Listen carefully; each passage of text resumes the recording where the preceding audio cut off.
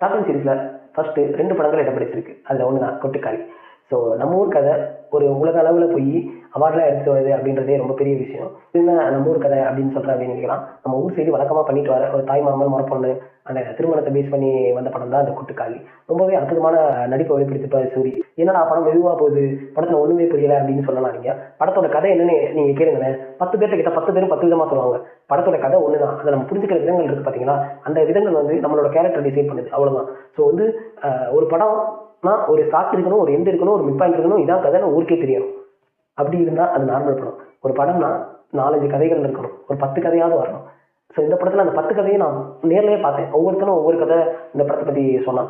So ரொம்பவே அருமையான making, அதுவும் நம்ம ஊரில் எடுத்திருக்காங்கன்றது ரொம்ப பெருமைப்படக்கூடிய விஷயம் தான் சொல்லணும். ஸோ கொட்டுக்காளி முதல் இடத்துல இருக்கு. இது மட்டும் இல்லாமல் இன்னொரு படமும் நம்ம டாப் 10 சீரிஸ்ல 1வது இடத்துல இருக்கு. அதுதான் விஜய் சேதுபதியோட மகாராஜா.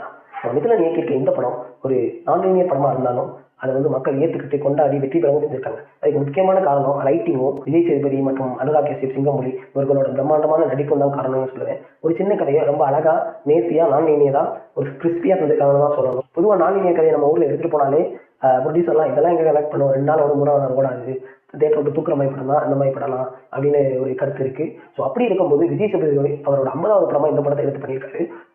அது பண்ணதுனால தான் நம்ம தமிழ் சினிமா ஒரு கட்டத்துக்கு முன்னாடி போயிருக்குன்னே சொல்லணும். ஏன்னா இந்த படம் வந்து நம்ம ஊரில் 50 கோடி தான் கனெக்ட் பண்ணிச்சு. இப்போ வேர்ல்டு வைடாக போய் 150 கோடி வரைக்கும் கனெக்ட் பண்ணிக்கிட்டு இருக்கு. ஒரு தமிழ் சினிமாவோட நெக்ஸ்ட் லெவல் தான் இந்த மகாராஜா படம். இந்த படத்துக்குமே நெகட்டிவ் ரிவ்யூஸ் வரதான் செஞ்சிச்சு. ஒரு ரேப் சீன் வைக்கணுமா, நீங்கள் ஒரு பொண்ணை இது பண்ணி தான் படத்தை ஹிட் ஆக்கணுமா, அப்போ தான் அந்த எமோஷனை கேரி பண்ண முடியுமா உங்களால் அப்படின்னு ரைட்டிங்கில் நிறைய கேள்விகள் எழுப்பப்பட்டுக்கிட்டு தான் இருந்துச்சு. ஆனால் வந்து ஓல்டு பாய், இரட்டா இந்த மாதிரி படங்களை பேஸ் பண்ணி தான் இந்த மகாராஜா படமும் வந்திருக்கு. ஸோ வந்து இது சினிமாவாக பார்க்கணும் இந்த மாதிரி இடத்துல அப்படின்னு தான் சொல்ல வரேன். ஏன்னா வந்து இது அந்த மாதிரி படங்களை இன்ஸ்பயர் பண்ணி பண்ண படம் தான் இந்த மகாராஜா. வேணும்னு இன்டென்ஷனாக எந்த சீனும் வைக்கல.